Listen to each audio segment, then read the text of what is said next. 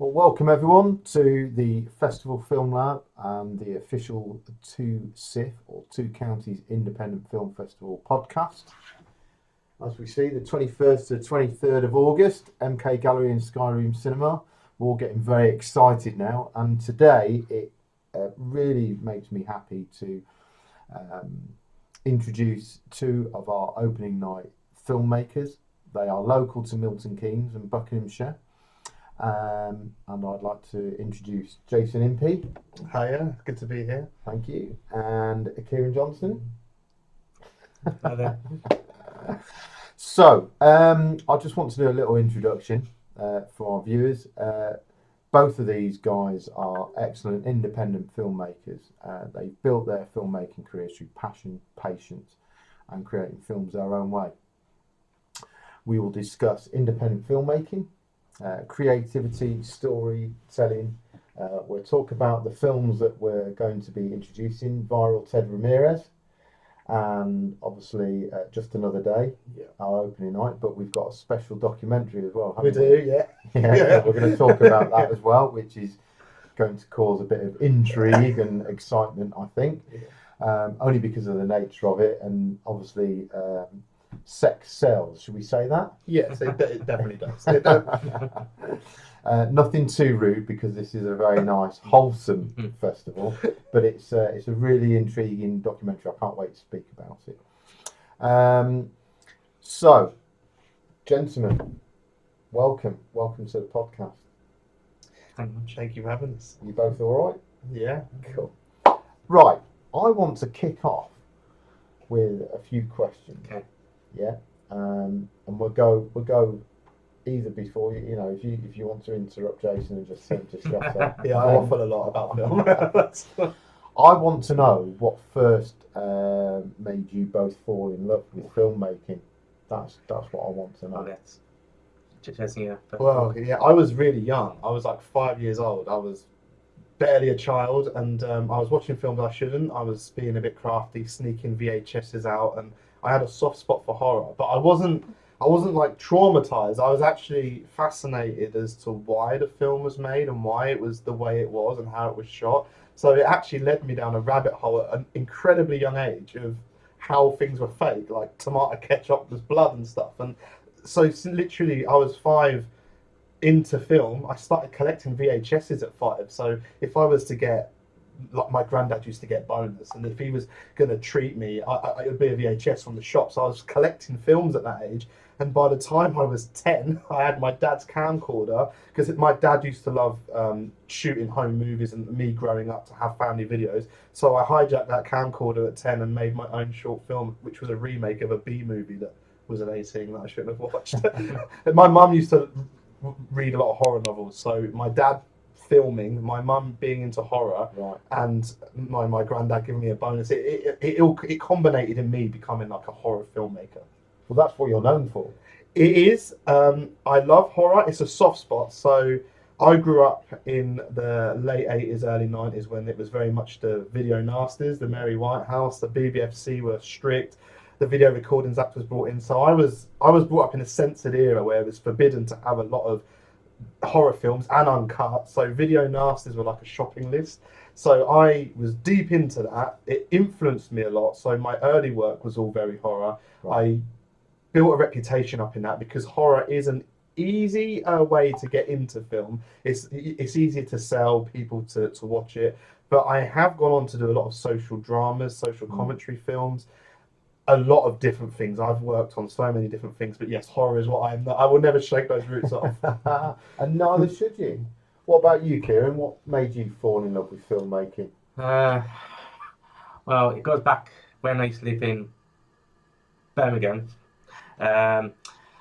So my dad was a superintendent for the police force, Okay. and So horror.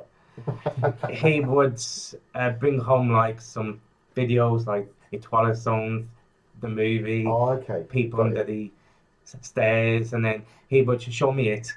And then I remember when I was about 5 or 6, he showed me a child's play.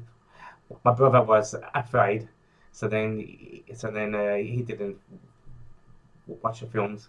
But I fell in love with child's play, and then my mum's best friend son down the road, he brought home for us child's play 2.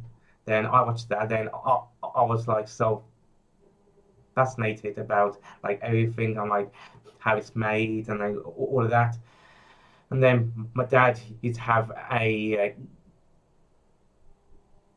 camcorder, but we weren't allowed to use it because it was like he's.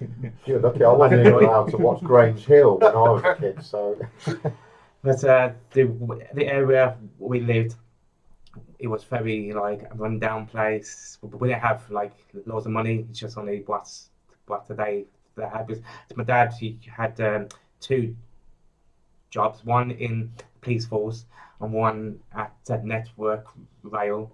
My mum used to work nights, so all I had was just films. So then I watched films. Then when I moved to Milton Keynes, I left Argus in 2007, and I thought, you know, I want to just like try and make a film. so the sorry, I was going to say. So the common thread is that you were both 5 or 6, and you got sucked into films by watching them. Yeah, Which is generally particularly horror. Yeah, particularly the horror. Right. So it's similar to me. I just remember loving watching films, like Convoy and Star Wars. But It's escapism as well. It's escapism. yeah. And I I think just remember that having impact on me. So your impact, was obviously from a young age and getting into the horror genre. I think that's it, isn't it? It's where you're first introduced to whatever genre maybe. Yeah, mine was John Carpenter's Halloween, the 1978. Right. That was my first proper horror film and real. That's one of my first memories of film and being sucked in. That and GoBot's Battle of the Rock Lords, 'cause that was the first VHS in my collection, Right. which I still have in the loft. I have over 6,000 DVD, Blu-rays, and 4Ks now, but GoBot's Battle of the Rock Lords was what kicked that collecting off. Well, you obviously, it became an obsession. Yeah, do you know it's an interesting one because it is a special interest of mine. Filmmaking and film is a special interest. There is tendencies. Yeah, is it hoarding? Is it collecting? You know, is it obsession? Is it passion? Who cares? It's all of those. Yeah. Tell me, so I'm going off the script a little bit because I've got lots of questions I want to ask you. So, but how do you two come together and meet? Because you've worked together, haven't you, quite a bit? And tell me about that background story. so.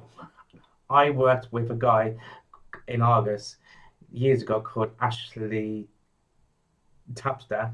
Okay. He knew Jason, so I told him at work. I said I'm making a film. I wrote the screenplay and all of that, and then he said that he knows a guy, Jason. I said, "Oh, really? That'd be quite good if you could, you know, just send him my details." He said, "Yeah, sure."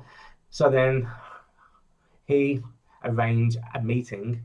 I meet Jason here, and then there was a bit of like a falling out because there was a guy, which I won't say. He started some rumors that Jason was like a nasty person. He wanted £500 from me. But then you met him, Yeah. and he turned out he was a proper nice geezer. Mm-hmm. So that's what we're saying. Isn't it? Yeah. Well. But were you teaching filmmaking then? Yeah, I fell into that. I started teaching filmmaking properly, like back in 2005. I was actually filming documentaries for Milton Keynes Council, and I was doing documentaries on the NEAT group. So I was working with people that weren't in education or employment, and I was following their journey because the council used to get a lot of good funding, and this funding was used to try and rehabilitate people and get them on the straight and narrow.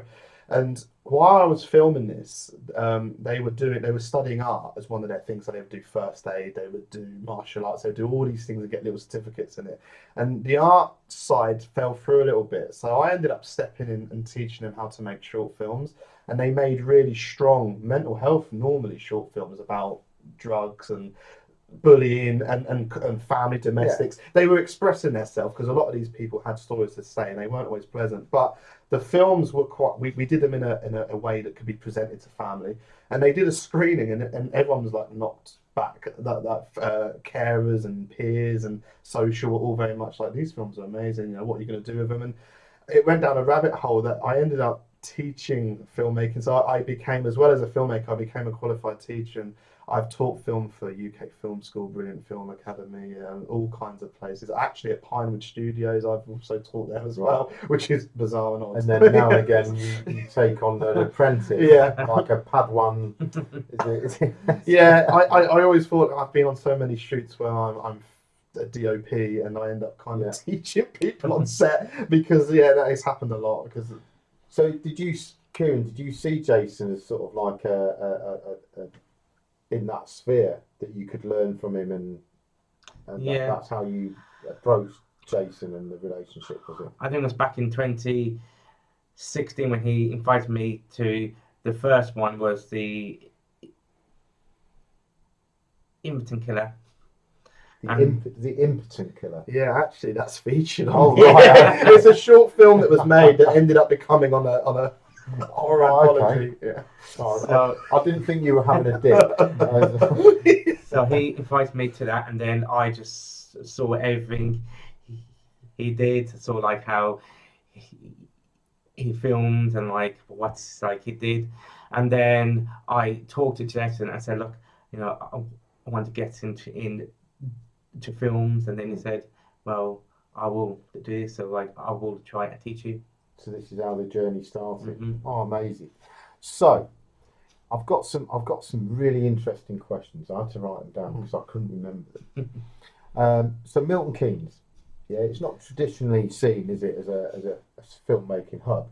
No one knew where it was when I was growing up. There we go. So what's it like building a film career in Milton Keynes then? Because I know what it's like from maybe getting into it late, like the last 7-8 years as an actor primarily, and I know that I have to go to London and Manchester and Birmingham, and that's where the filmmaking buzzes seem to be.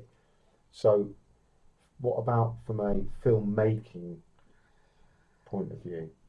It's been hard, if I'm honest. So when I grew up in Milton Keynes, it was a town, and as I say, like, people had no idea what it was. There wasn't even signs on the road to it, and people were just like, it's a place near London, and it was a bit of a laughing stock actually, Milton Keynes. And so, like you said, I had to go to London a lot. So when I was when I hit 19 and when I was coming out of studying film, I went to London and worked at the studios as a runner, cable basher, all this sort of entry-level jobs.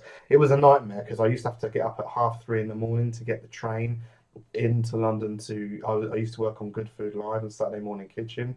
So I was had to be at the studio for 7 a.m.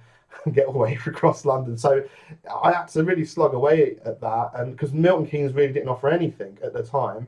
I made my short amateur films here, but to be fair, controversially, there was a college at Milton Keynes, but when I went to college at 16, so this was been in the year 2000, I went to Milton Keynes College and I did an exam to get in to study media and film. I was passionate. I went through the interview. I poured my heart out, but I didn't do amazingly well at school, and there's a reason for that. I didn't find out until later in life, but Milton Keynes College basically said that I'm thick and I should think of a career change. So I was turned down to study film. So I had to actually study film at Bedford. So an emergency quick interview. I managed to get on and do film studies at Bedford. Milton Keynes wanted me back a year after because I'd proved myself, because I actually excelled at college. I didn't want to come back because they'd upset me because I'm stubborn like that. So I spent years at Bedford, but while living in Milton Keynes, then working in London while living in Milton Keynes. But I did make my own films here in Milton Keynes. I did actually shoot a film called Homemade in 2006, and I made a point of it being set in Milton Keynes. So I shot in front of the concrete cows of the Point, all the landmarks. I went to Willen, the Peace Pagoda, and so I was kind of homaging and setting it there. I went up in a little 4-seater plane and shot the sky, the skyline that we didn't have back then. But and a lot of it got released, but it's easier to get released in America. So it was released in America, it was known, but not many people in Milton Keynes really knew about it. So there was people saying, "Oh, I've made a film of Milton Keynes." I'm like, I did that years ago. Like, it was 20 years ago I did that. A feature that is out there. It's on Tubi, it's on Amazon, it's on all of it. I was like, that's been done to me. But sorry, I was going to say, but surely Milton Keynes has got, and certainly now. It must, I mean, because they shot Superman 4 here, didn't they? Outside They the train did. station. Did Just outside in Stowe is where they shot Indiana Jones. Yeah. The burning book scene and the signing the. Superman 4's the big one that everyone Superman knows. 4's In front of the train station. In front of the train station. But surely, I mean, there must be some fantastic places to actually film. I mean, there must be some great locations that are underused in Milton Keynes. Location-wise was amazing because when I was doing some of the films, I was in the centre at one point, and then you go 10 minutes down the road, and you're in a forest and you're in the wilderness. So location-wise, it's great because you've got urban, you've got all kinds of different areas. But I must say, I don't think it's been the most supportive place over the years. So I've always been quite out there as a filmmaker locally, and I did win a Best Film in 2004, and the Citizen local paper did a piece on that to celebrate it. A few years later, I followed it up with I'd had a film screening in London at a cinema.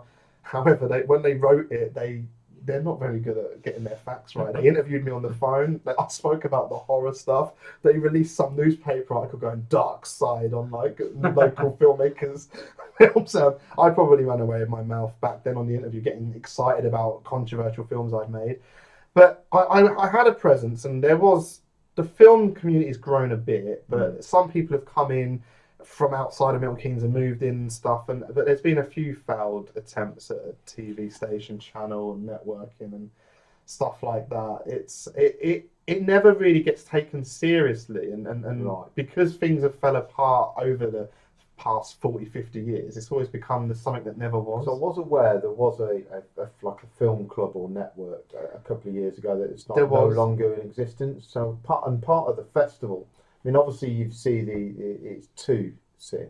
So even though our inaugural year is going to be in Milton Keynes, and we're hold the other festivals going forward in the same venue because the venue's amazing.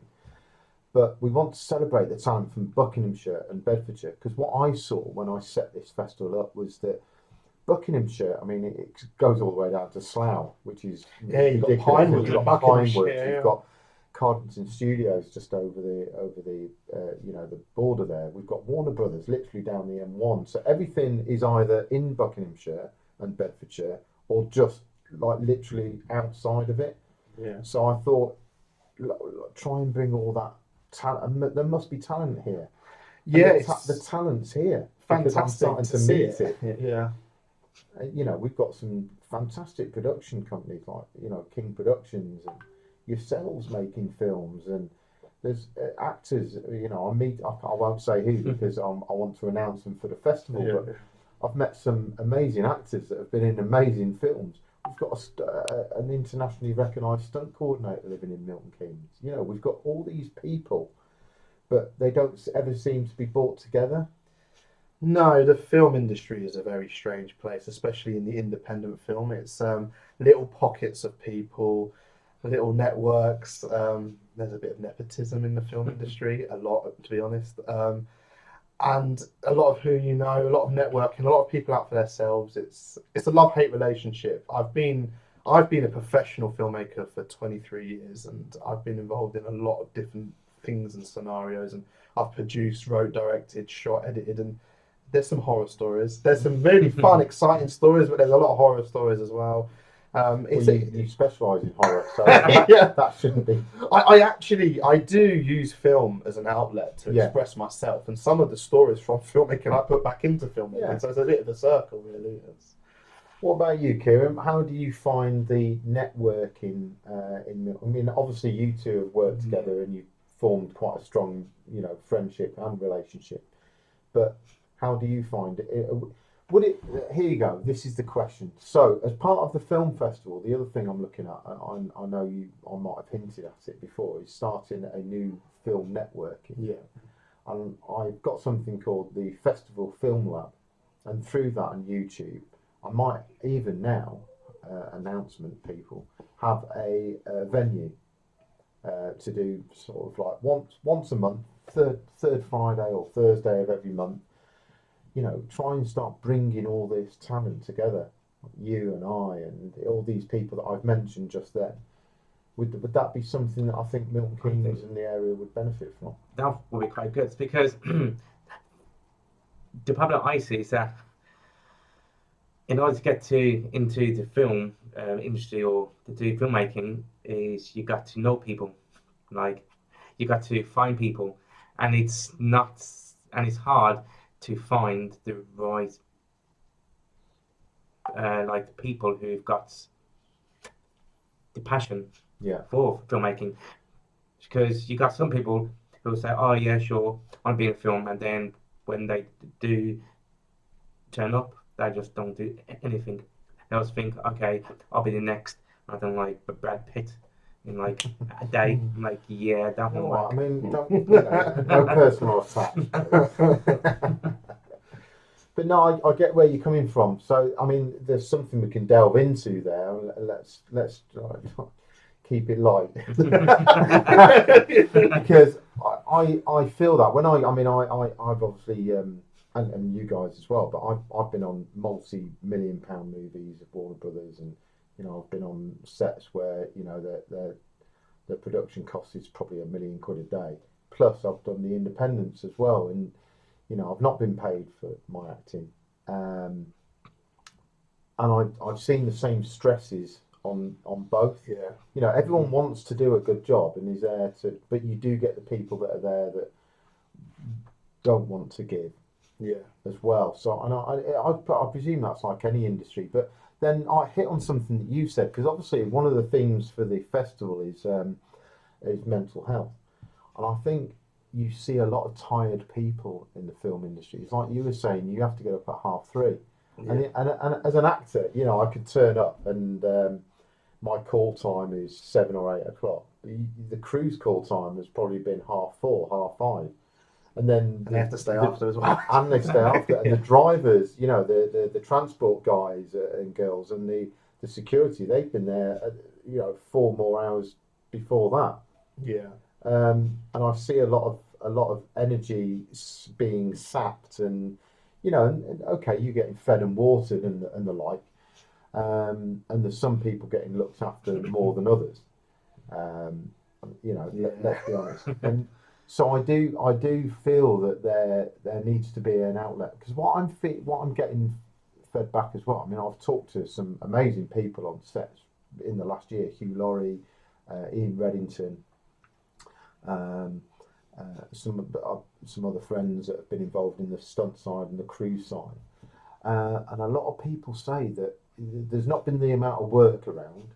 There's been one thing for the last couple of years as a theme, and that a lot of people certainly that have been in some really high profile stuff, and you'd think would never venture into the world of independent film, will do it.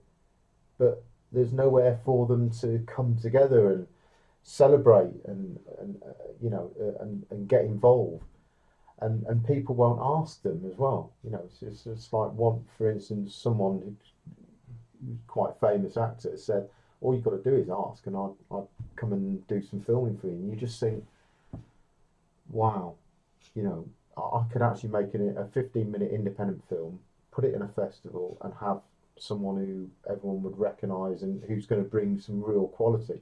But on the same guise as that is, you still need the lighting, you still need the sound, you still need the DOP, the camera, the people helping on the set, and the runners and the AD department. And okay, you don't need 150 people, you might need 10. And the only way that these people are going to come together is with relationships and networking. Yeah, it's true. It's a tough one, because it's an expensive hobby in some ways.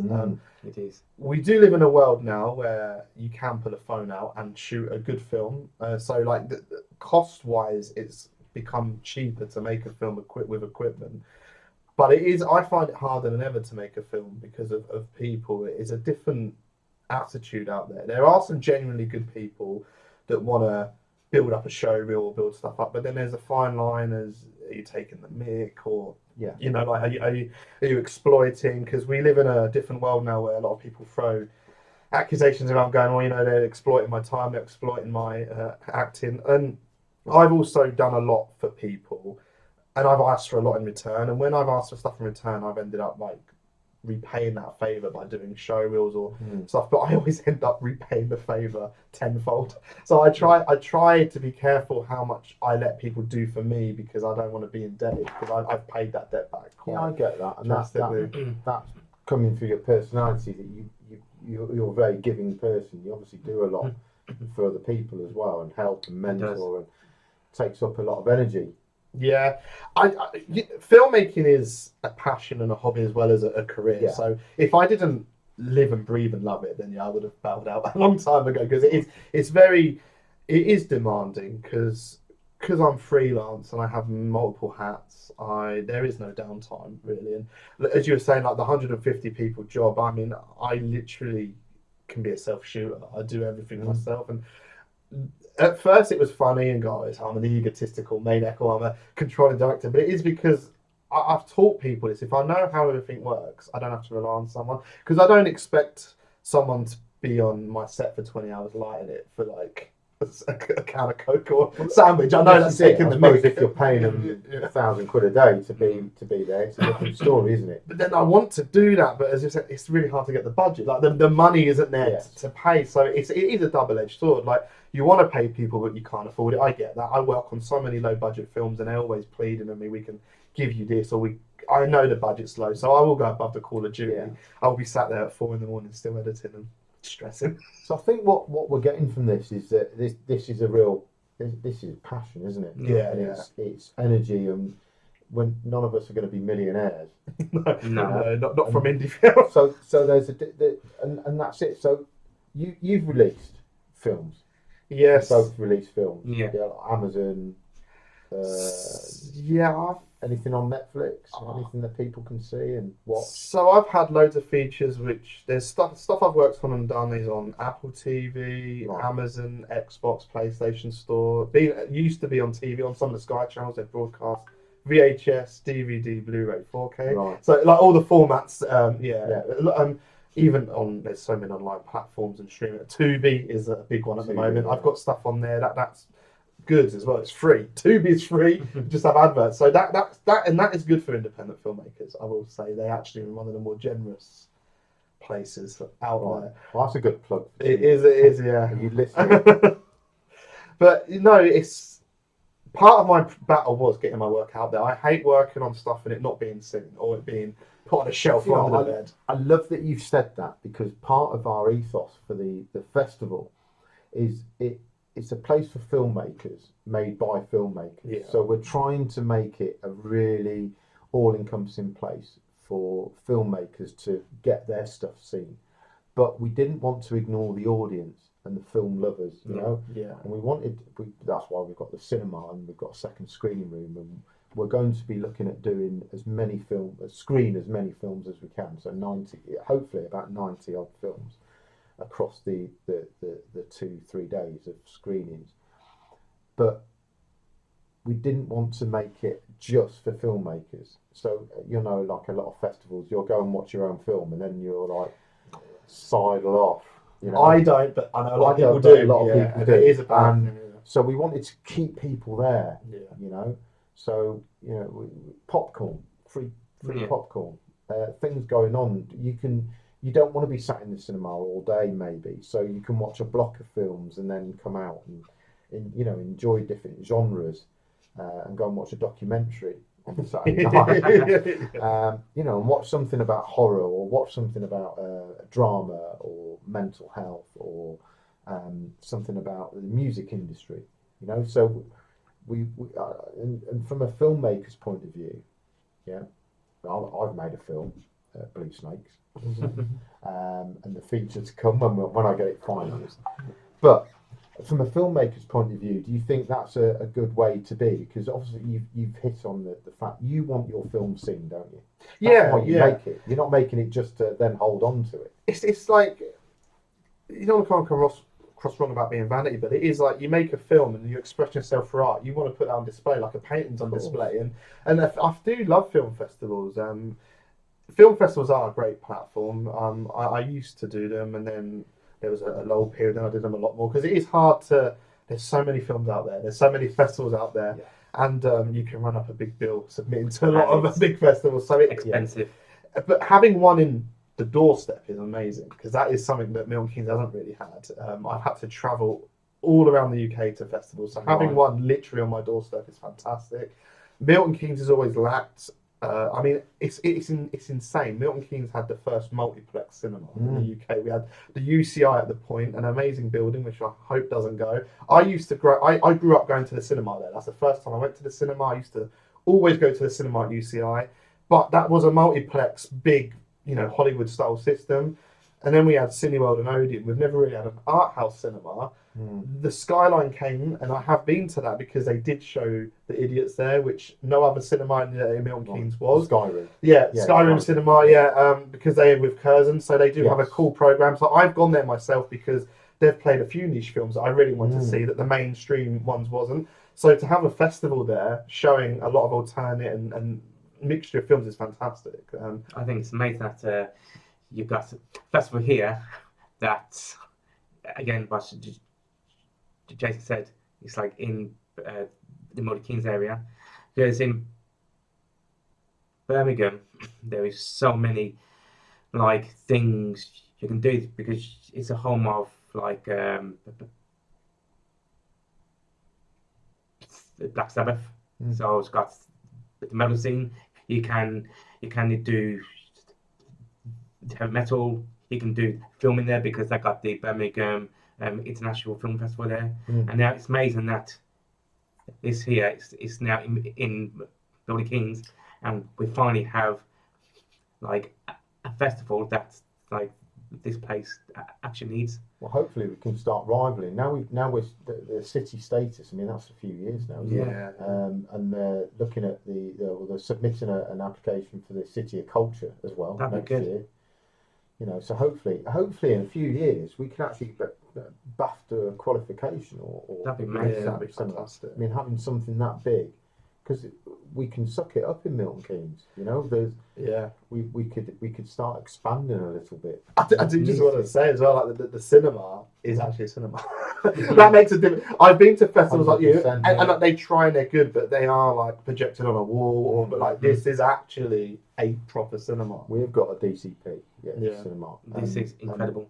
Obviously, not all the films selected are going to be played in there, but majority of them are.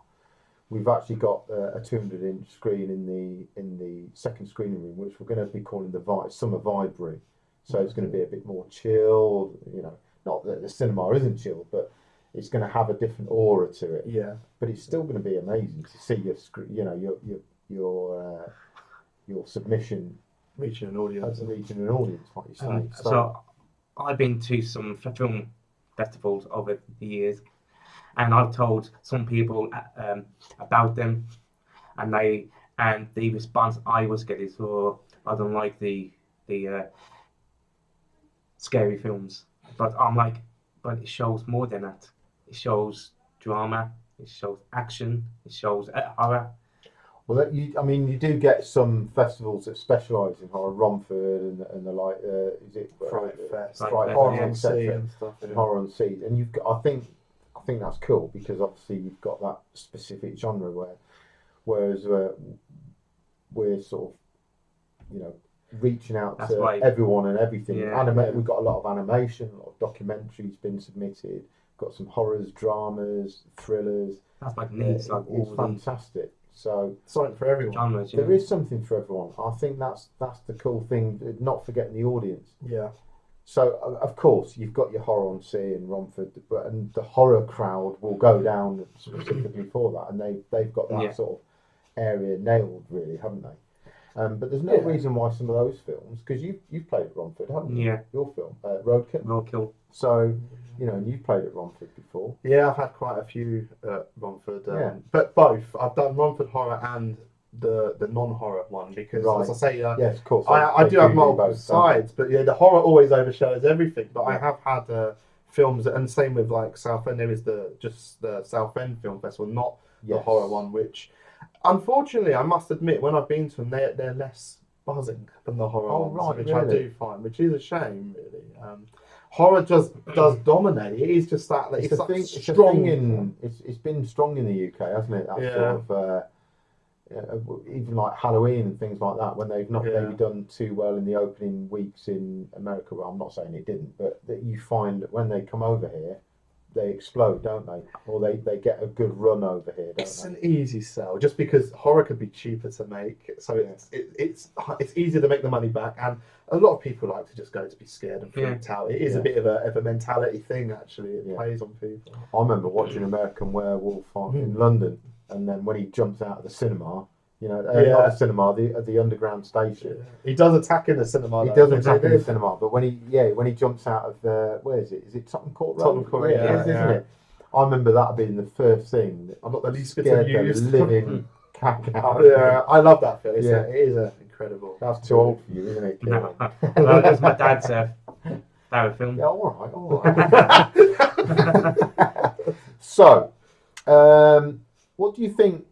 I mean, obviously we've spoken about the financial realities of it and things like that. We don't need to go into the stress of it and all the creativity, but like you say, it's a passion, isn't it? So I want to speak about the actual films now that we're going to have at the festival. Yeah. So just without ruining everything, just give me a bit of a bio on Viral, Ted Ramirez. So it's a prequel to Viral, which is out on Blu-ray on Amazon, and it shows kind of like how Ted Ramirez came to become him, to claim how he became a murderer. Right. Okay. So it's his coming of age. Yeah. And this is what, about 30 minutes? Yeah, about. I'll let you into the secret, but we're trying to edit it. We're trying to get him to edit it down. So 30 to 35 minutes. I'd say 30 minutes. And you're just putting the finishing touches to it. Yes. For our opening night. Yes. And we're going to have a bit of a short Q&A after the film. Yes. Yeah. Can't wait. I can't wait as well. So obviously I've seen it. It was filmed in Milton Keynes. Yes. So that's a lovely link. And it's nice to showcase. So if you had Ted Ramirez out in other festivals? No. So this would be the first. Yeah. This is its premiere. Yeah, it's Whoa. a brand new version, fresh off the edit. There we go. So we have had another film, though, haven't we? Roadkill. Yes. That's doing quite well. So Roadkill won. Just recently won the best audience choice awards at the Lift Off Film Oh, Festival. congratulations! Well done. Got screened at Hornsey and Romford. Brilliant. So I'm pleased with that. So why haven't we got Roadkill then? Hopefully it'll be distributed at some point. I hope There so. we go. I know. So with Roadkill, I think Roadkill has now finally done its time now. Yeah, no, I get it. So it's time to move on to Ted and get Viral out there. No, I like that. But we can mention Roadkill, can't we? Yeah, it can. Okay. Did you have any involvement in Ted? Yes, I was the director of photography for Ted. Hey. I've been a part of the journey of Viral and Ted since the beginning, actually. Right. It's been an exciting journey. In fact, there's a funny distribution story about that. Okay. So Kieran made a film called Viral, which is the character of Ted, and I actually acted in that. I do it now and again. I was brought in to act as a character, and I was on some camera duties. And as we've mentioned, if you've only got 5 or 10 quid, you have to call on your my mates. dad was actually in that as well, and wrote Right. it. So it was a very good shoot. It turned into a feature, and I put Kieran in touch with a distributor to try and get it out on physical media, and they had released several films from me. I'd made a film called Tortured, and they'd released a new version. It had been upscaled and Blu-ray with slipcase, and it had actually done quite well for an older film. It's always been a popular film for mine, and they were going to pass up on some of my horror films, but they actually retitled them as Tortured 2, Tortured 3. Right. And they were a bit naughty. They're not really linked, but they were made by me. Kieran was involved in some of those films as well. And they got viral, sent through, without us knowing. They released it and they put viral a Tortured series presentation, and they'd like cropped it in with my universe of films because I was in the film and worked on it. So it is out there as viral, but got lumped into this unofficial franchise of my movies. So what we're saying is, but Ted is a prequel. Viral Ted is a prequel. Yeah. It won't get released as anything Tortured. No, it's his own film. So it's his own film, original film now. but it's all part of this mishmash of ideas and things that you've filmed before, and it's been on a bit of a journey. It's because at the start of Viral, you see Ted walking into a bathroom, and there's like some. Let's not ruin it for the I won't. audience. Let's not ruin it. But then, so I decided to make Ted Ramirez the prequel to show why they are there. So I thought, okay. So we're going to get a good. But it's his own film. It works as his own film, and we're going to get a good view of Ted. Yeah. And what Ted's all about, and his birth into being a psychotic murderer. Yeah. Right. Okay. And we don't need to go into it anymore. No, it's his own film. It was a shot on lots of different lenses as well. I had a great time there.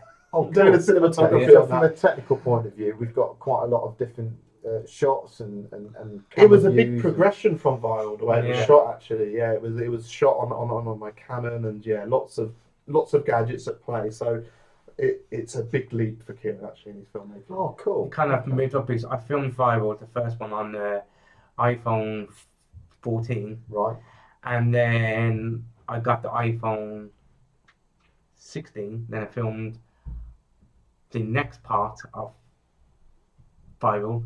Yeah. And then I told Jason about how I want to make a prequel, and then he said I can film it on the. But this is perfect. So this is perfect, isn't it? Because what we're seeing here is the journey of a filmmaker. Yeah. And the journey of a story, and getting involved with different relationships with different people, and taking your story up a level with different lenses, and how you can then bring in the technical part of it. The next time we'll be doing it, then it'll be something like Ted Ramirez, the ancient years, and Retribution, and it'll be on three Max, and whatever, some holographic sort of new version of, and Steven Spielberg would be involved, really. So, right. Right. What I wanted to ask you guys was, because I don't want to ruin the audience, but where did you get your inspiration from for making Ted? So I watched loads of serial killers. Like the first one I watched was Night Stalker, Richard Ramirez. Oh right, okay, yes. So then Netflix, yes, of course. So then I watched that and thought, this documentary is really good. And then after that, I watched there's a film out starring Zac Efron, who stars as Ted Bundy. Yes. So I thought, that's really good. So what happens, if I made a serial killer kind of like them? Ted Ramirez. Inspired by true serial. The trouble is, he lives in Milton Keynes. So, but he's toned down a lot from the serial killers. He's not like them. Well, to be fair, what did I watch recently? The Ed Gein story. Yeah. I mean, it's just the fact that that's true. Well, loose. They took a lot of artistic liberty there. Yeah, having then read and researched, they actually took the Texas Chainsaw Massacre was based around Ed Gein, wasn't it? It's based on. Is it? I'm actually making a documentary about that right now. Are you? Yeah. This is interesting. He just filmed my part of it. Oh, well, let's not ruin that then. Let's talk about this at another time. Yeah, Mm. it's an exciting project. The end of this year will be out. So what I want to know, guys, is I want to know about you, Jason, as well, because you do explore, should we say, darker and more controversial themes throughout your films. Yeah, And you said obviously that you were drawn to horror, and obviously within horror you do get things like serial killing and torture and all this sort of stuff. So I can see where that's come from because you've explained that. But Just Another Day, that's not horror, is it? No. Do you mind talking about where that sort of Yeah, no. I side came from?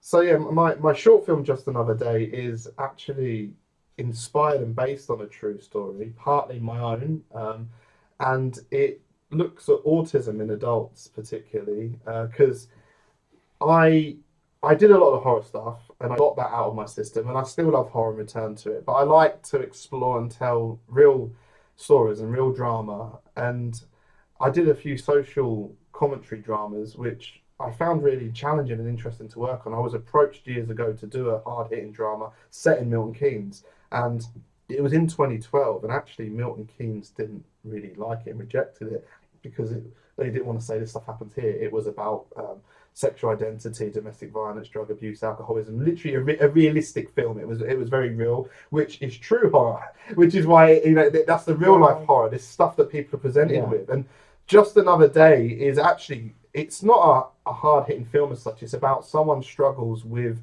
autism, but the little side people don't see, like the internal struggles, the internal battles, and how everything can seem all right on the outside and it isn't. So it's quite a personal, quiet little film, and it's more of a talking piece and a thinking piece, and just highlights that every day people that get up with autism have hidden battles and battles that aren't always seen. And it was nice to put it on film and express, and I was using that film to express myself a little bit and put a whole monologue, which was very hard for the actress to learn because it was about a 3-4 page monologue with an unbroken shot of her looking into a window to show reflection. So I was being very artistic. I was experimenting, and I was putting a lot of myself into it, which, as a director you do subconsciously, but I was very consciously doing it in this one. I've watched it.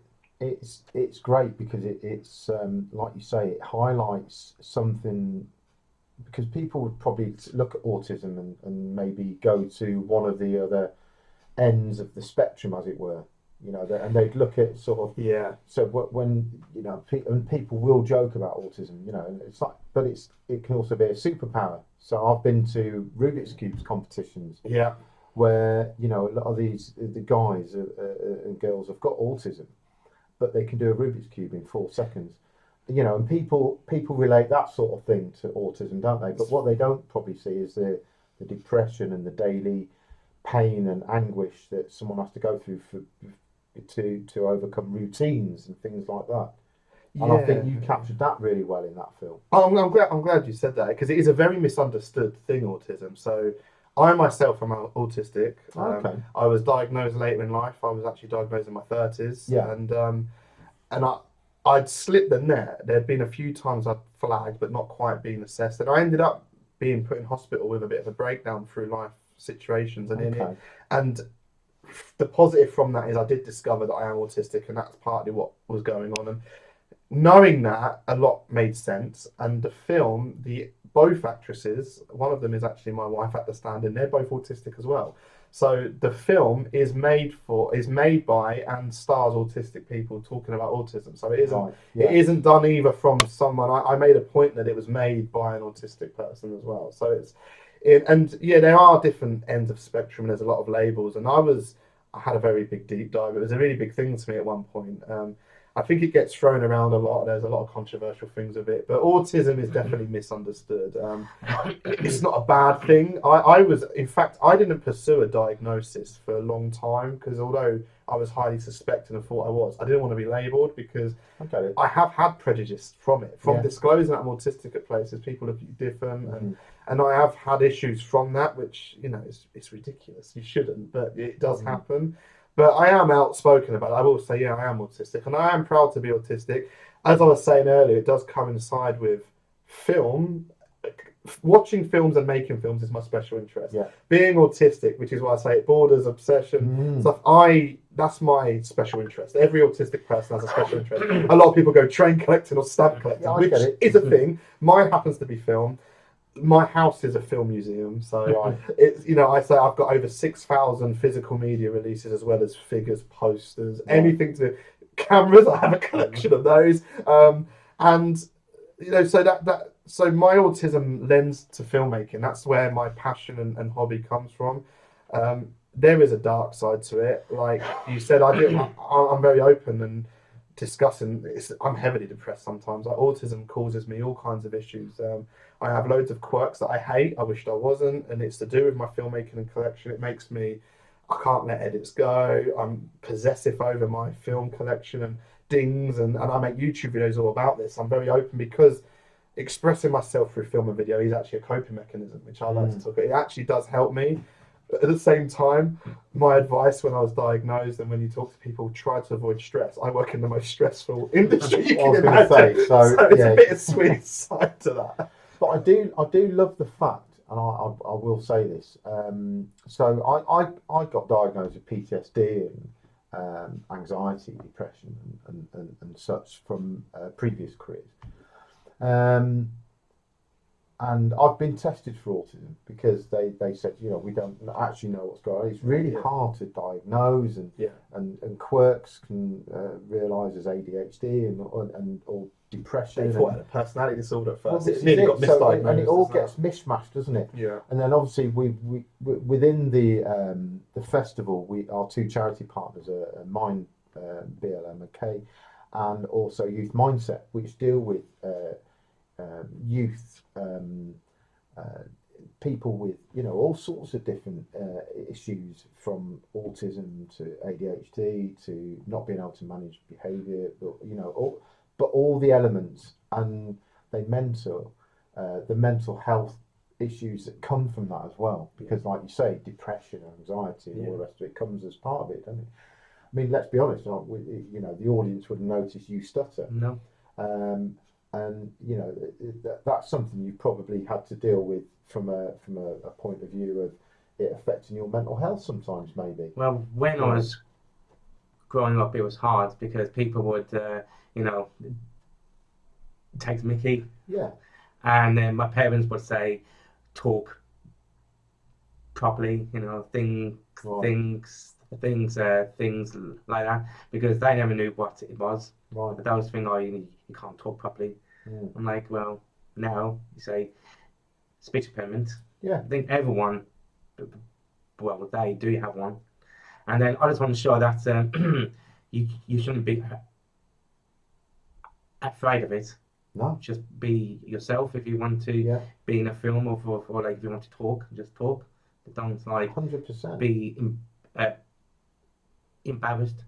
100%. And I think maybe that's something I've cottoned on to from a point of view of, you know, the film festival, which is, I mean, obviously I met you guys and we've become friends, as well as, you know, you being involved in the festival. And not once has it even come into my mind, you know, it's like, I want you to do a Q&A. You know, if you didn't want to do it, that would be a different matter. But you know, and it's like, let's celebrate the fact that we can have, and I hate that word afflictions. Yeah. You know, because they're not afflictions, are they? They're just something that we've got and we live with. You know, and I, like yourselves, you know, but it all comes down to, like, how does it affect us with our mental health? Yeah.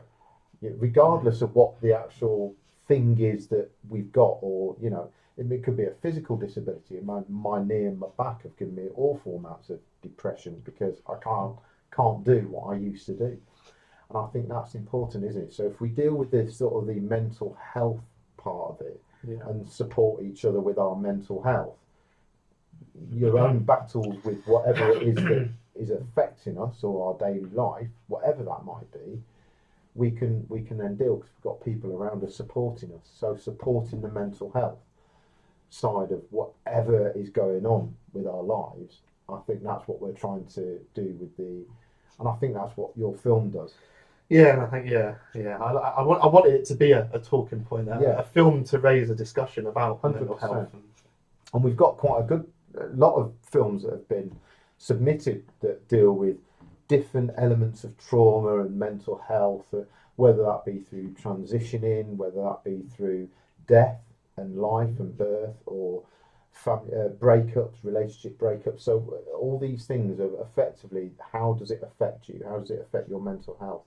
We've had I think trauma lends itself to filmmaking, don't you think? Yes, yeah, it's traumatic making films, but also it's therapeutic, getting it out there and stuff. So yeah, it's an interesting one. Have you thought about? I mean, I don't want to get personal. Have you thought about doing a film around stuttering? And because isn't there a film that's done really well at the moment? I Swear. I Swear. Yeah, Now I know that's not stuttering, it's Tourette's, but I would like to. Yeah, I think I would something like you thought to. about. Well, I would like to show like what it's like, like what you have to go through, because there's times where I want to talk about something but I can't because it's not there, and then you just feel like very embarrassed. Well, anyone listening, let's get this community started. Let's get this film networking with the Festival Film Lab. Maybe that's something that could be born out of that sort of connection. That'd be good. I like to get to know. It's like I've seen some people who has one and they're afraid to like talk or to do things because they don't like the way that they talk because they can't say the words properly. Right. And do you know, I can see something like that having a really comedic value as well within the film. Yeah. And it could appeal to audience because it could be a laugh 1 minute and then quite sad for the next, couldn't it? And you could show how it affects people through their mental health. When people, like you say, take the mickey, do the bullying, and how it affects you because you can't get your words out. I think that's really impactful. We should be making films about things like this and getting the message out there and supporting each other. Yeah, I've gone off on a tangent. I do apologise. So I want to ask a couple of other things. Yeah. I want to know what your favourite film is. That is a tough question. I do veer a lot towards Bram Stoker's Dracula, the 1992 film. That's one of my favourites, just purely because of how visually stunning it is and the transitions and editing and things like that. Okay, I like that. And you? What about you? Oh, what have you got? the 1976 Exorcist. I love everything bad. Love the music, the cinematography, the acting. Yeah. Everything bad was so beautiful. This is the one where she's spinning around in the bedroom, isn't it? Mm-hmm. Yeah. And puking up. Is that the one? Yeah. Yeah, I remember watching that and having serious nightmares for it. It is. It's an amazing film as well. It is. It's hard. Like, I ask people their favourite films, but I do have a few. I keep a letterbox list that I'm always updating as well. Sure. But Bram Stoker's Dracula is always in my top list. But I think it's always hard to say what's your favourite film because there's too many, and then it could be like. That's why it's such a good question. Yeah. It puts you on the spot. a film that, if you would say what film do you wish you had made, just because I would say After Sun. I think After Sun is an incredible movie. It's such a simple, quiet film, but so impactful about mental health. Yes. I was blown away by that as a more recent film, and that's one of those films going, if that would have been a film I'd have made, I'd be so proud of that. So that's also in my top list of movies. What's up for you both next? What's your next project? Can you tell us? I am working on a documentary at the moment looking at Texas Chainsaw Massacre that is being commissioned, that's coming out later this year. So that's keeping me a bit busy. I'm also editing, there's 2 gangster films that I was the DOP on, so I'm deep in the edit. I'm in post-production on them as well. So a lot of time in the edit suite at the moment on those movies. Kieran? So I was working on a film called The Devil's Handshake. It shows how you live with like grief and like how you can cope and how grief causes you to see things and do things, because I've lost a lot of people over the past few years, and sometimes grief won't leave you. It will be there. So I want to show like what it can do and what you want to do to get them back. Like you really want them to be back, but like is your mind like thinking they're back, or is it just you like having an imagination that they are there? Okay, I get you. What did I watch the other day? Time Traveller's Wife. Right. Or not. Oh. Sort of deals with all that grief of loss, and yeah, I thought that was actually deeper than it. Like, I couldn't quite get my head round the fact that he effectively fell in love with a 6-year-old girl at the start of it, but I liked the way they dealt with the grief side of things. Yeah. So there's a few films. So, what was the last film you watched? Well, actually, we went to the cinema and watched Obsession. We did. Oh, okay. Go on. So that was a fun. It's an interesting take on be careful what you wish for. Right. It's a good look at toxic relationships as well, and a little bit of like domestic abuse, but from a female being obsessed, although the male asks for it. The film's got a lot to say, and it is very subtle about dealing with like what's right and wrong in a codependent relationship. So, although it's dressed up as a horror film and everyone's freaked out, I do think it's very powerful and a metaphor for bad. I mean, relationships have always had their problems, but stuff gets a lot more highlighted these days, and this film definitely shows. Okay, I've not seen it. That was at the cinema. And it's an independent film as well, so that is made by a YouTuber. Oh, was it? It's got some good performances, good solid performances. Who's in it? There's an actor called Michael Johnston. Yeah. Right. They're all it's quite a fresh group of filmmakers, really. So it'd be interesting. It'd be exciting to see what's on the horizon for them. As crazy as I am, I am embarking on. I used to try and do a lot of features, but I am doing a few shorts this year because I've decided to shoot 16mm film because I like real proper filmmaking. So yes, I hear the actor you've got from that. Yeah, is a stunning, gorgeous young man. Yeah. So yeah, I've got my Bolex H16 camera, which is really hard to use actually because you have to set it up. You can't monitor the shot. There's no playback. It's all got to be done by skill and craftsmanship. And I used to love shooting Super 8. I shot 16mm many years ago, so I'm excited to return to that format. I love that. So, what we haven't spoke about, and I wanted to leave it to the end, not to upset one. Right, so we've got your documentary playing possibly on Saturday night. I think that's probably 95%. And it's called The Ruthless Guide to BDSM. Right. And this explores the world of BDSM. It does. It actually also does deal with the mental health impact of it, which is fantastic. It's an interesting tie-in. Yeah. So I worked with a lady called Casby for years. She had been in a lot of my independent films, and she does come from the world of webcamming and being a dominatrix and things like that. And she did use that a little bit in the films that I made. So some of the films I've made in the past have delved in that for a character for her.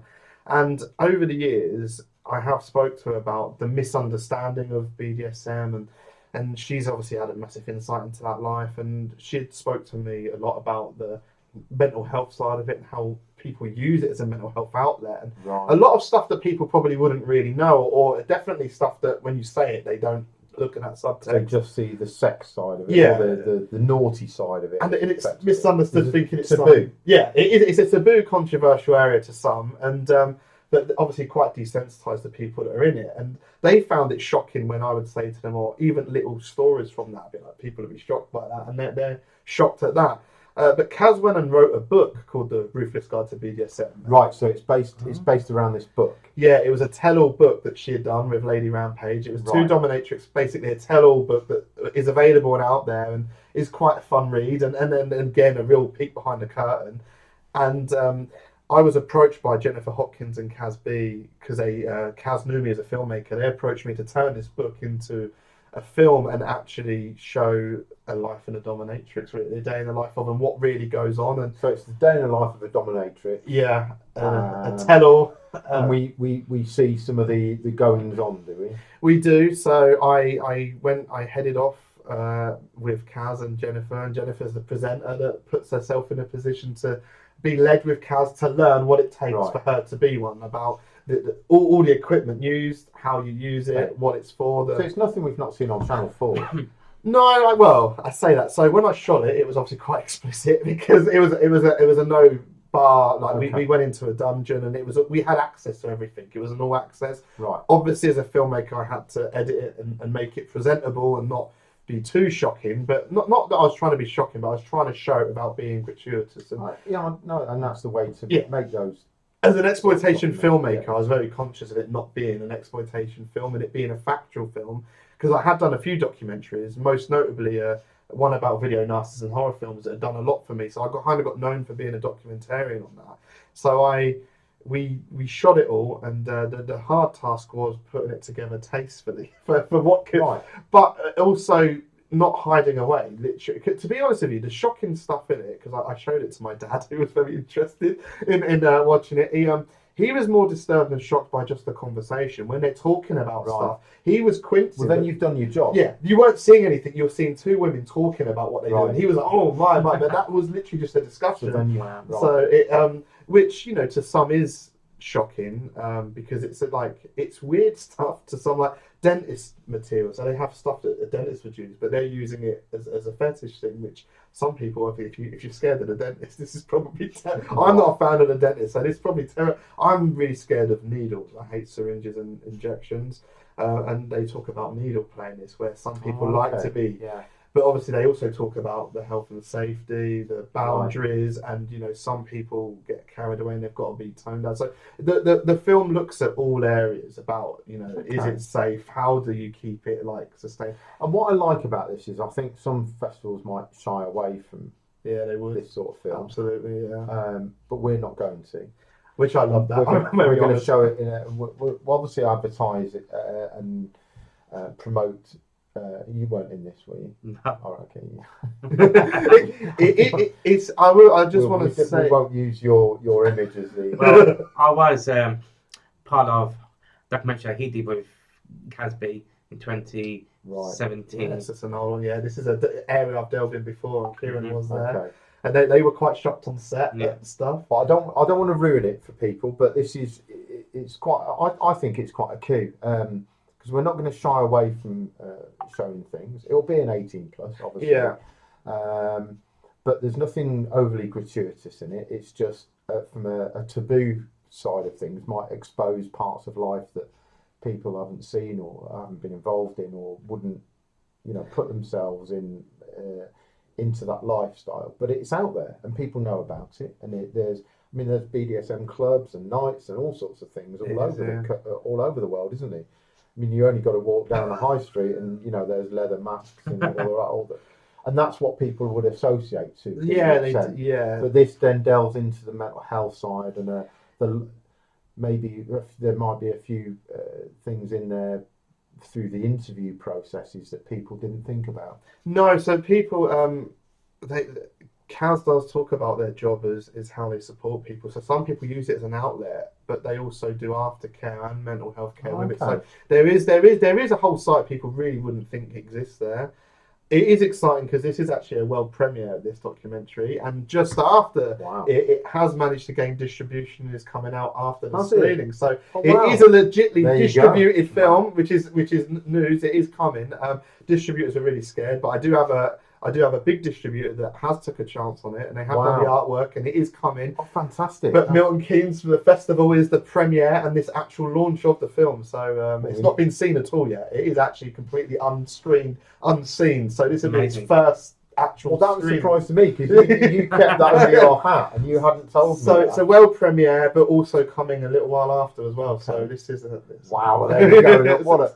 What an exclusive! That almost sounds like a natural ending to the interview as well. So what have we got here, Jason? Well, I did just grab a few stuff, as you said. As I was walking past the side, I have a few extra copies. So This is some of my older stuff. So this is Extreme Horror Video Vault, which Kieran did actually work on. This was the film that you said about when you first got involved. Yes.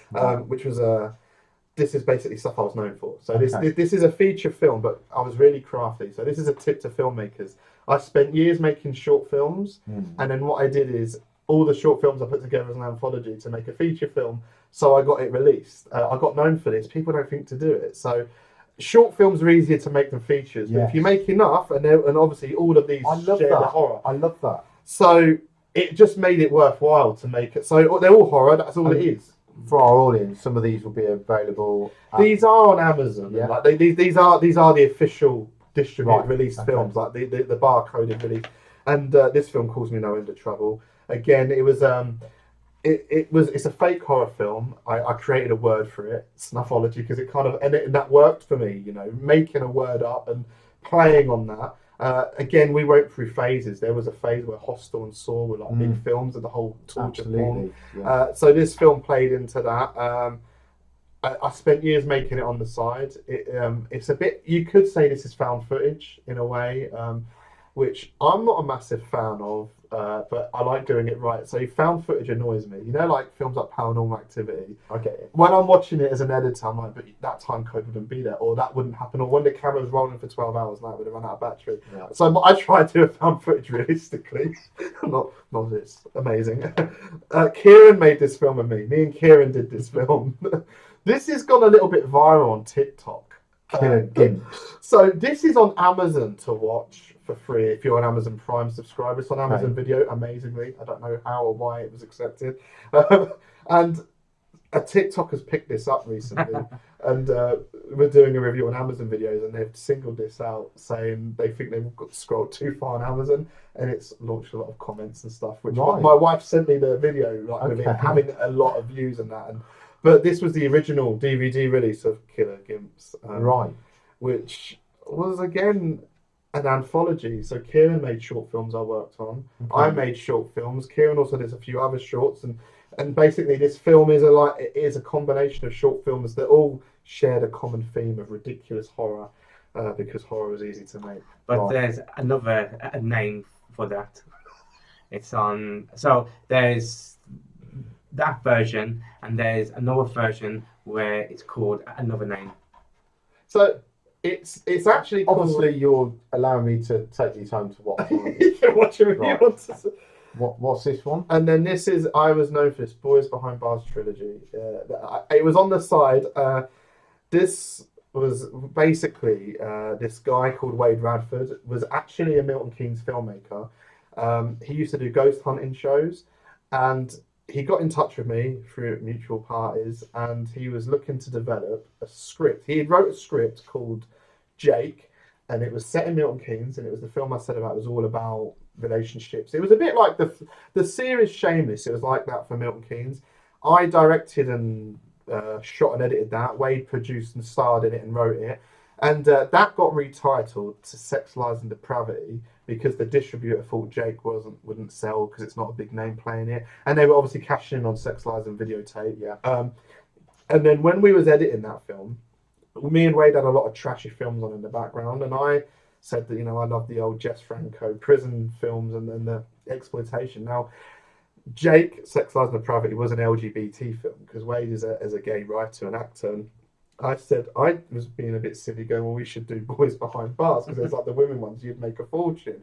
So I unwittingly unleashed a franchise of films from that conversation because Wade took that to heart. I ended up getting brought in to direct, shoot and edit the Boys Behind Bars film, which was a concept I gave birth to with Wade. And that film became a bit notorious. It spawned 2 sequels. Honey Bain, the 80s punk star, is the prison warden in number 2 and 3. These films are outrageous, but because we made these films, they literally created a distribution label for them called Livewire, which was a spin-off. Right. And this is probably some of the most successful films I've ever made. I still get royalty checks every year for these films because these are the kind of films, like with the BDSM, people won't admit, but these sell like hotcakes. I am quite shocked when I see the figures of how many people are still actively buying and looking for these films. So, is that a pornographic film? Is it? No, it's not. Ironically, so These are straight laced. So Right. it's So it's not going into that realm, but they are. no. So it's strange. Being a director of these, I've had all kinds of weird messages from having my name attached to these as a director. I made the first one and I tried to play it straight, ironically, because there is a film called Stoic, which I liked by Yuri Boll, which was a prison drama. So on the first film, I went down the road of saying, like, you know, it was four men in a prison cell in lockdown here. I said, let's play it as a prison drama. Wade naturally brought gay undertones to it, and Okay. so it became an LGBT, but it was quite a straight drama. Ish, but it was a B movie exploitation, but it wasn't Right. like graphic. And yeah, I've had an argument on other people about this going promoting your gay porn. It's not. The second one, Wade did kind of pursue, and that became erotic, but not bad. Okay. There was two twin actors, but we brought the prison warden in, who was Honey Bain, to balance it out. The third one is just an outright exploitation film, which probably offends everyone at some point. But you know, it was me returning to my roots in a different way, in a way. But there is that genre, and there is a call for it, and there is a market, and you've made it, and it's been accepted, and it's been distributed. So obviously there's a call for it. Yeah. There is this is probably some of my biggest selling stuff, ironically, because it's niche. You know what? It was a niche area. It was a bit. Amazingly, it hadn't been done before. So it was 2013 the first one come out, and there wasn't really a film like it. There's a lot of prison dramas and a lot of lesbian ones and women ones, but there wasn't actually anything quite like this. I didn't realise that. I did shoot myself in the foot, though. I drove myself mad. I found a way of making these films cheap and quick through being a self-shooting filmmaker. But on the first one, I stupidly said that let's put this screen in the top of we had like a set for a cell. And I said, I'll just green that window and I'll put the bars on in post. I didn't think about it because I thought I was being clever. But the camera's moving the whole time, which means, you know, every millisecond the bars are moving out. So I had to do loads of effects, trash it, make it look like an old 70s shot on film. It was a nightmare. I spent a week crying about that stupid decision. Right. So don't do that. You learned some lessons. I learned a lesson. Making. Hard on that, yeah. Well, guys, I'll draw a close. We've been going on for an hour and 17, Wow. which is an amazing amount. And we've probably got so much more to talk about. Yeah. So, are you looking forward to the festival? I am. I'm really excited by it. Can't wait. Brilliant. And you're So going to bring excited. all your friends and family. Yeah. Yeah, my family are excited. Enjoy some free popcorn. Yeah. So, as we know, it's two counties. It's a world of stories where you know, made for filmmakers, by filmmakers, but encompassing and not forgetting the audience. And as such, I love this because this plays against my sort of genre of film that I normally watch. To be fair, I'm not a big horror fan. You know, I've watched horrors and I enjoy crime thrillers. I think we all have those genres, don't we? So for me, this is brilliant as well because I'm watching films that I probably wouldn't have necessarily chosen to watch. So I grew up with Star Wars and Indiana Jones, you know, all those sort of big blockbustery type films. So I never really watched the B movies, as it were. And now I'm, you know, being introduced to fantastic fellows like you and my friend Peter. You know, that you're more the cine buffs, I would say. Is that fair enough? Yeah. So you're introducing me to films that I've not watched before, which is fantastic, and especially with the independent world as well. I think the biggest thing is, as an audience, you're getting to come to watch on a cinema films that you'd never watch on a cinema, you'd never get a chance to, and probably you wouldn't ever come across on like Netflix as you're flicking through and things like that. So this is a big opportunity for filmmakers and a massive opportunity for audience as well to come and watch some films that you wouldn't have watched. I think it's going to be amazing. Yeah, and you're actually going to think, if I don't just want people leaving the cinema thinking, oh, that was good, which would be amazing, but I want them thinking, wow, I might do this again, and it's opened my eyes a little bit to something that I wouldn't necessarily have bothered with, gone out to see, gone out to watch or even gone out to buy, and you might get a few more sales. Yeah. I Which think would be lovely, wouldn't it? that's the amazing about lots of film festivals. Like I go to the Fight Fest, and there's films that I would never watch, but then I go there and like, that's so good, that's really good. And then years down the line, it's finally out, and then I go and buy it. But I wouldn't have known about it if I didn't watch it. So I think with this festival here, there'll be some films that I will go and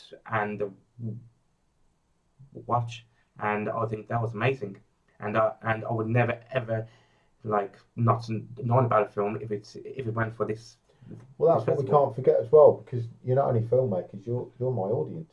Yeah. So it's going to be film lovers who, you know, come and venture out to this festival to watch things that, you know, we might actually get our networking out of the people that attend the festival. That'd be amazing. You know, and then you never know. All of a sudden, we might have a pot of money and we might be able to make a few features. Gentlemen, it's been an absolute pleasure having you come and Thank you chat. very much. Great to be here. It's been amazing. Is there anything burning that you want to say, or you want to, you feel like you've not covered? Watch films. Watch, Watch there we Watch go. more films. Support the indies. Support the indies, absolutely. Well, everyone, thank you very much, and we'll see you at the festival, 21st to 23rd of August. Tickets are on sale now from MK Gallery, and you can have a choice of tickets. You can come to the opening night, you can choose to come on either of the screening days, Saturday and Sunday. You could even just come to the awards ceremony, but I'd rather you buy a VIP ticket and come to absolutely everything. Don't forget, we've got special VIPs, we've got some celebrities turning up, we've got a bit of free popcorn. We've got some amazing films from amazing local filmmakers, and we've got a few announcements being made over the next couple of months, including our outside catering, our entertainment, Sasha Mystere for the Sunday evening, which is a drag act coming down from Manchester who is amazing. We've got a burlesque company coming to do a dance and a bit of a show for us prior to the gala and the awards. Like I say, outside catering, we've got specialist cocktails being made. It's going to be unbelievably amazing. So see you there.